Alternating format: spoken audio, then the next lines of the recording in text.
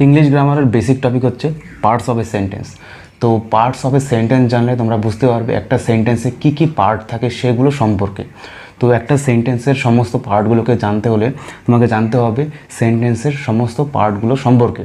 तो आजकेर भिडियोटी हेल्प करबे सेंटेंसर पार्टगुली सम्पर्के भालोभाबे जानते एबं सेगुली कखन किभाबे यूज हय समस्त किछु जानते पारबे এই ভিডিও থেকে। তো পার্টস অফ এ সেন্টেন্সের মধ্যে প্রধানত আমরা পার্টস অফ সেন্টেন্সকে দুভাগে ভাগ করতে পারি, সাবজেক্ট অ্যান্ড প্রেডিকেট। সাবজেক্ট আর প্রেডিকেট। সাবজেক্ট মানে হচ্ছে উদ্দেশ্য আর প্রেডিকেট মানে বিধেয়।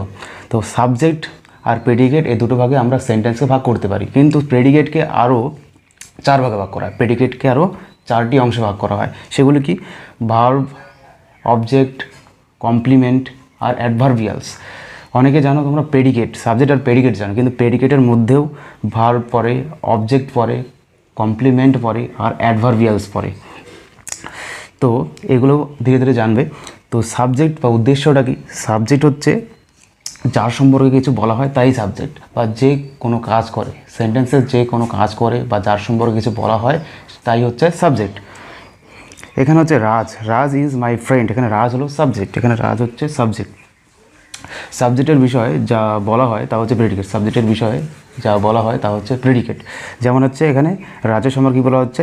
ইজ মাই ফ্রেন্ড, রাজ হলো আমার বন্ধু। এখানে হচ্ছে ইজ মাই ফ্রেন্ড হচ্ছে প্রেডিকেট, কারণ রাজের সম্পর্কে এই বিষয়টি বলা হয়েছে। তাহলে সাবজেক্টের বিষয়ে যা কিছু বলবো সেটাই হচ্ছে প্রেডিকেট, মানে সাবজেক্ট বাদে বাকিটুকু কিন্তু আমরা বলবো প্রেডিকেট। এই প্রেডিকেটের মধ্যে কিন্তু বাদবাকি ভার্ব, তারপর অবজেক্ট, কমপ্লিমেন্ট, অ্যাডভার্বিয়ালস এই বাদবাকি অংশটুকু থাকে। সাবজেক্ট কি? সাবজেক্ট হচ্ছে কি বাক্যে যে কোনো কাজ করে বা যার সম্পর্কে কিছু বলা হয় সেই হচ্ছে সাবজেক্ট। একটা সাবজেক্ট কী কী হতে পারে? একটা সাবজেক্ট নাউন হতে পারে, প্রোনাউনও হতে পারে, নাউন ফ্রেজ হতে পারে, আবার কম্পাউন্ডও হতে পারে। যখন সাবজেক্ট একটা নাউন হবে তখন সাবজেক্টে যা কী বসবে? একটা নাম বসবে। তার মানে নাউন মানে আমরা জানি নাম, নাউন মানে কোনো নাম। তো যখনই হচ্ছে সাবজেক্ট একটা নাউন হবে তখন সেখানে সাবজেক্টের জায়গায় একটা নাম বসবে বা নাম থাকবে। যেমন সুনীল ইজ মাই ফ্রেন্ড, এখানে সুনীল হচ্ছে একটা নাম, তো নাউন হচ্ছে মানে নাম, তো সাবজেক্ট হচ্ছে এখানে সুনীল, এখানে সাবজেক্ট হলো সুনীল।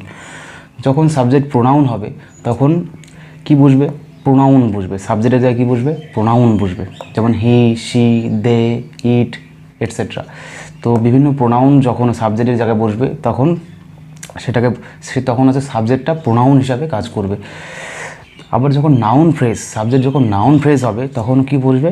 নাউনের সাথে কিছু মডিফায়ার্স বসবে বা কিছু ওয়ার্ড বসবে নাউনের সাথে। যেমন আওয়ার ব্ল্যাক ডগ, এখানে আওয়ার ব্ল্যাক ডগ হচ্ছে কি? এখানে হচ্ছে নাউন ফ্রেজ, মানে ডগ হচ্ছে নাউন, তার সাথে আওয়ার ব্ল্যাক এই দুটো মডিফায়ার্স বসেছে, মানে নাউনকে একটু জোর দিয়ে বোঝানো বা নাউনের বিষয়ে ভালো করে বর্ণনা দেওয়া। সাবজেক্ট কখন কম্পাউন্ড হবে? যখন হচ্ছে দুটো সাবজেক্টের মাঝখানে অ্যান্ড থাকবে, অ্যান্ড কনজাংশন থাকবে। যখন দুটো সাবজেক্টের মাঝখানে অ্যান্ড কনজাংশন থাকবে তখন সেটাকে বলবো আমরা কম্পাউন্ড সাবজেক্ট। যেমন Anil and Sunil are my friend, এখানে অনিল অ্যান্ড সুনীল, এখানে হচ্ছে অনিল আর সুনীলের মাঝখানে অ্যান্ড আছে, তো অনিল অ্যান্ড সুনীল হচ্ছে কম্পাউন্ড সাবজেক্ট। কিন্তু ভার্ব কাজ করে সেন্টেন্সে দুরকমভাবে। কীভাবে? হেল্পিং ভার্ব হিসেবে কাজ করে আর মেইন ভার্ব হিসেবে কাজ করে। ভার্ব হচ্ছে হেল্পিং ভার্ব হিসেবে কাজ করে, আবার মেইন ভার্ব হিসেবেও কাজ করে। তো কোনো সেন্টেন্সে হেল্পিং ভার্ব হিসেবে কাজ করবে আর কোনো সেন্টেন্সে মেইন ভার্ব হিসেবে কাজ করবে। যেমন শি ইজ এ ডক্টর, এখানে ইজ হচ্ছে কি? ইজ হচ্ছে হেল্পিং ভার্ব, কিন্তু এখানে কোনো মেইন ভার্ব নেই। তো হেল্পিং ভার্ব যদি সিঙ্গেল বসে তাহলে সেটা মেইন ভার্ব হিসাবেই কাজ করে। যেমন শি ইজ এ ডক্টর, সে একজন ডক্টর, এখানে হেল্পিং ভার্ব ইজ, কিন্তু এটা মেইন ভার্ব হিসেবেই কাজ করছে। যখন সিঙ্গেল বলবে হেল্পিং ভার্বটা তখন হচ্ছে মেইন ভার্ব হিসেবেই কাজ করবে। তারপরে Mina sang a song, Mina একটি গান করেছিল। এখানে স্যাংটা কি? সিং থেকে স্যাং, সিংয়ের পাস্ট হচ্ছে স্যাং। তো স্যাং হচ্ছে কি? এটা প্রেজেন্ট পাস্ট ইনডেফিনিট, এটা হচ্ছে পাস্ট ইনডেফিনিট টেন্সে আছে, তাই এটা ভার্বের হচ্ছে পাস্ট ফর্ম ইউজ হয়েছে এখানে মেইন ভার্বই আছে, মেইন ভার্বের মতোই কাজ করছে এখানে। তো এখানে আগেরটা যেমন হচ্ছে হেল্পিং ভার্ব সিঙ্গেল বসে মেইন ভার্বের মতো কাজ করেছে, এখানে মেইন ভার্ব সিঙ্গেল বসেছে। Present indefinite tense, past indefinite tense এরকম টেন্সগুলোতে ভার্বগুলো কি? ভার্বের প্রেজেন্ট ইনডিফিনিট টেন্সে ভার্বের ফার্স্ট ফর্ম বসে, আর পাস্ট ইনডিফিনিট টেন্সে ভার্বের পাস্ট ফর্ম বসে, কিন্তু মেন ভার্ভ একটাই বসবে, কোনো তার সাথে কোনো কিছু বসবে না। কিন্তু যখন কন্টিনিউয়াস টেন্সে আমরা দেখতে পারবো, যেমন কাপিল ওয়াজ প্লেয়িং ক্রিকেট, এখানে ওয়াজ আর প্লেয়িং দুটোই বসেছে, হেল্পিং ভার্বও বসেছে আর প্লেয়িংও বসেছে। তাহলে কিছু কিছু সেন্টেন্সে শুধু হেল্পিং ভার্ব বসে, আবার কিছু কিছু সেন্টেন্সে শুধু মেইন ভার্ব বসে, আবার কিছু সেন্টেন্সে ওয়াজ মানে হেল্পিং ভার্ব আর মেইন ভার্ব দুটোই বসে। যেমন আই ক্যান সুইম, এখানে হেল্পিং ভার্ব, ক্যান হচ্ছে মোডাল, কিন্তু এখানে হেল্পিং ভার্ব হিসাবে বসেছে, আর সুইম হচ্ছে মেইন ভার্ব। এখানে ক্যান আর সুইম, এখানে ওয়াজ আর প্লেয়িং, এগুলো হচ্ছে helping verb plus main verb, মানে হেল্পিং ভার্ব আর মেইন ভার্ব দুটো একসাথেও বুঝতে পারে, আবার আলাদা আলাদাও বুঝতে পারে। আবার next, she likes me a very much, এখানে হচ্ছে সে আমাকে খুব পছন্দ করে, এখানে হচ্ছে কী দিয়ে প্রশ্ন করলে আসবে না উত্তর, লাইকস, সে লাইকস মানে পছন্দ করা, সে কি পছন্দ করে এরকম যদি বলি তাহলে কিন্তু এটা বেমানান হয়, মানানসই হয় না। কিন্তু যদি বলি সে কাকে পছন্দ করে তাহলে উত্তরে আসে আমাকে। তাহলে এখানে কাকে দিয়ে প্রশ্ন করার পর যে উত্তরটা পেলাম সেটা কি, সেটা হচ্ছে ইনডাইরেক্ট অবজেক্ট। আমরা জানি কাকে দিয়ে প্রশ্ন করলে উত্তর যদি পাই তাহলে সেটা হয়ে যাবে ইনডাইরেক্ট অবজেক্ট। কোনো কোনো সেন্টেন্সের ডাইরেক্ট অবজেক্ট আর ইনডাইরেক্ট অবজেক্ট দুটো পাশাপাশি বসে, দুটো একসাথেও থাকতে পারে, পাশাপাশি বসতে পারে। তো অবজেক্ট কি? অবজেক্ট হলো ভার্বের পরে বসে। অবজেক্ট এমন একটা ওয়ার্ড যেটা ভার্বের পরে বসবে এবং ভার্বের উদ্দেশ্য পূর্ণ করে বা পূরণ করে, ভার্বের উদ্দেশ্য পূরণ করে এবং ভার্বের পরে বসে, ঠিক পরেই বসে। যদি অবজেক্ট কোনো সেন্টেন্সে থাকে তাহলে সেন্টেন্সের ভার্ব যে থাকবে ভার্বের পরেই অবজেক্টটা বসবে। তো অবজেক্ট সাধারণত কয় রকমের হয়? দু রকমের হয়। অবজেক্ট ডাইরেক্ট অবজেক্ট হয় আর ইনডাইরেক্ট অবজেক্ট। ডাইরেক্ট অবজেক্ট আর ইনডাইরেক্ট অবজেক্ট। তো ডাইরেক্ট অবজেক্টটা কি বা ডাইরেক্ট অবজেক্ট আমরা কী করে বুঝতে পারবো? যদি আমরা ভার্বকে কী দিয়ে প্রশ্ন করি, ভার্বকে কী দিয়ে প্রশ্ন করলে যদি উত্তর পাই তাহলে সেটা ডাইরেক্ট অবজেক্ট। আর ভার্বকে যদি আমরা কাকে দিয়ে প্রশ্ন করি তাহলে যদি উত্তর পাই তাহলে সেটা ইনডাইরেক্ট অবজেক্ট। তাহলে কী দিয়ে প্রশ্ন করলে উত্তর পেলে সেটা ডাইরেক্ট অবজেক্ট, আর ভার্বকে কাকে দিয়ে প্রশ্ন যদি করি তাহলে উত্তর পেলে ইনডাইরেক্ট অবজেক্ট। তো প্রশ্ন হচ্ছে কি করে আমরা প্র্যাকটিক্যালি বুঝতে পারবো কোনটা ডাইরেক্ট অবজেক্ট আর কোনটা ইনডাইরেক্ট অবজেক্ট? উদাহরণ দেখো, হি রোট এ শর্ট স্টোরি ইয়েস্টারডে, মানে সে গতকাল একটা শর্ট স্টোরি লিখেছিল। এখানে হচ্ছে আমরা যদি রোট মানে কি লিখেছিল, তো এখানে আমরা যদি কোশ্চেন করি, ভার্বটাকে যদি কোশ্চেন করি, প্রথমে কী দিয়ে কোশ্চেন করবো দেখবো উত্তর আসে নাকি। তো সে গতকাল কি লিখেছিল, সে গতকাল কি লিখেছিল, উত্তরে আসে এই শর্ট স্টোরি। তাহলে কি দিয়ে প্রশ্ন করার পর উত্তর চলে আসে শর্ট স্টোরি, এই শর্ট স্টোরি। তাহলে এই শর্ট স্টোরিটা হচ্ছে ডাইরেক্ট অবজেক্ট। যদি আমরা কি দিয়ে প্রশ্ন করি তাহলে যদি উত্তর পাই সেটা হয়ে যাবে ডাইরেক্ট অবজেক্ট, আর যদি কাকে দিয়ে প্রশ্ন করে উত্তর আসে তাহলে সেটা হয়ে যাবে ইনডাইরেক্ট অবজেক্ট। যেমন my father asked me a question, তাহলে বা আমার বাবা আমাকে একটা কোশ্চেন করলো, তাহলে কোশ্চেন জিজ্ঞেস করলো, তাহলে এখানে কি জিজ্ঞেস করলো, যদি কোশ্চেন করি কি জিজ্ঞেস করলো, এ কোশ্চেন, উত্তর আসে এ কোশ্চেন, তো এই কোশ্চেনটা হয়ে যাবে একটা ডাইরেক্ট অবজেক্ট। আবার যদি বলি কাকে জিজ্ঞেস করলো কোশ্চেনটা, আমাকে, এখানে উত্তর আসে আমাকে, এখানে আমাকে মি বা আমাকে হচ্ছে কি, এখানে হচ্ছে ইনডাইরেক্ট অবজেক্ট, কাকে দিয়ে প্রশ্নে উত্তর আসে। নেক্সট হচ্ছে কমপ্লিমেন্ট। কমপ্লিমেন্ট মানে কি? কমপ্লিমেন্ট মানে হচ্ছে সাবজেক্টের বিষয়ে এক্সট্রা কিছু তথ্য দেওয়া বা এক্সট্রা কিছু বলা। এখানে সাবজেক্টের বিষয়ে এক্সট্রা কিছু বললে পরেই সেটা হয়ে যাবে কমপ্লিমেন্ট। কমপ্লিমেন্টের কাজই হচ্ছে সাবজেক্টের বিষয়ে এক্সট্রা কিছু বলা বা অতিরিক্ত ইনফরমেশন দেওয়া। কমপ্লিমেন্ট দুই রকমের হয়, সাবজেক্ট কমপ্লিমেন্ট আর হচ্ছে অবজেক্ট কমপ্লিমেন্ট। সাবজেক্টের বিষয়ে এক্সট্রা কিছু বলা থাকলে সেটাকে বলবো আমরা সাবজেক্ট কমপ্লিমেন্ট, আর অবজেক্টের বিষয়ে এক্সট্রা কিছু বলা থাকলে সেটাকে বলবো আমরা অবজেক্ট কমপ্লিমেন্ট। তো লিঙ্কিং ভার্ব কোনগুলো? লিঙ্কিং ভার্ব হলো অ্যাম, ইজ, আর, ওয়াজ, ওয়্যার।